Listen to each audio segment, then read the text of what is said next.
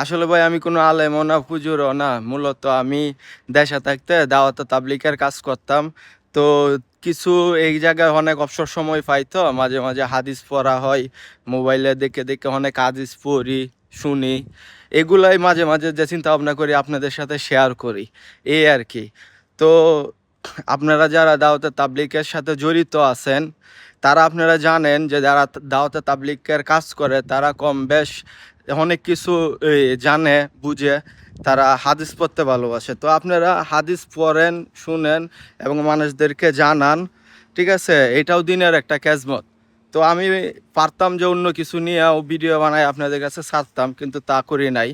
আমি দাওয়াতে তাবলীগের কাজ করছি দেশে, এই জন্য যে হালকা পাতলা যাই পারি, যাই শুনি, যাই পড়ি, এগুলাই আপনাদের সাথে শেয়ার করি। ঠিক আছে? এই হচ্ছে আমার বিষয়। আসসালামু আলাইকুম রহমতুল্লাহ।